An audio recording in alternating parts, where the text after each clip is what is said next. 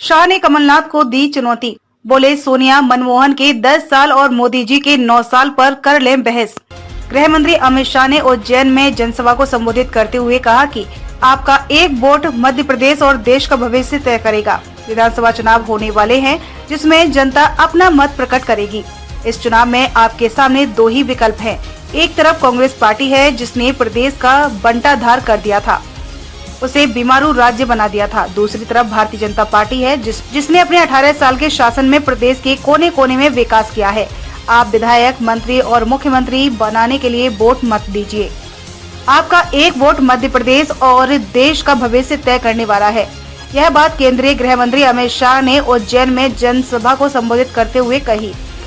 बता दें, शाह 3 दिवसीय दौरे पर मध्य प्रदेश पहुंचे हैं। रविवार को उनका दूसरा दिन था। शाह ने कहा कि बंटाधार की सरकार के समय जैसे ही गाड़ी मध्य प्रदेश की सीमा में आती थी तो इतने गड्ढे आते थे कि नींद खुल जाती थी। मुख्यमंत्री शिवराज सिंह चौहान की सरकार ने प्रदेश में सड़कों का जाल बिछाया। बंटाधार की सरकार ने समय 2002 में मध्य प्रदेश का बजट 23,000 करोड़ रुपए होता था। भाजपा की सरकार ने उसे बढ़ाकर 3,15,000 करोड़ पहुंचाया।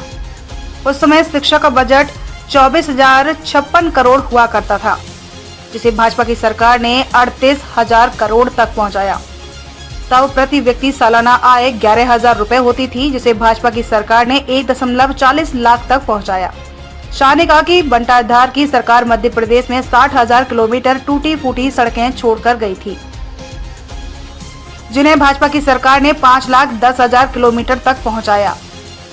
बंटाधार की सरकार समर्थन मूल्य पर 4.40 लाख टन गेहूं खरीदती थी, लेकिन अब शिवराज जी की सरकार 71 लाख मैट्रिक टन गेहूं समर्थन मूल्य पर खरीदती है। उस समय मेडिकल की सीटें 620 होती थीं, जिन्हें भाजपा की सरकार ने 4,000 तक पहुंचाया। प्रदेश में उस समय 159 ITI थे। अब भाजपा की सरकार में 1,014 ITI हैं। शाह ने कहा कि किसी भी राज्य में आने वाले पर्यटक उसके विकास का पैमाना होते हैं। बंटाधार की सरकार के समय हर साल प्रदेश में 64 लाख पर्यटक आते थे, जबकि अब हर साल 9 करोड़ पर्यटक मध्य प्रदेश आते हैं।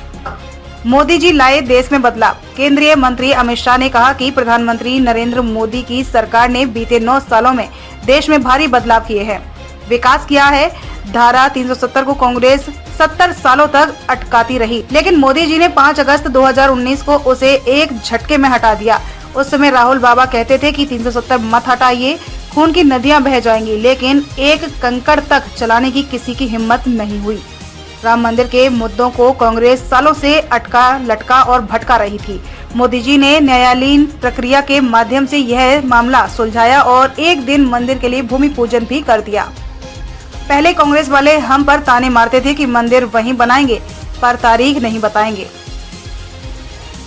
अब तारीख भी आ गई है। 22 जनवरी 2023 को भव्य राम मंदिर में रामलला की प्राण प्रतिष्ठा होगी।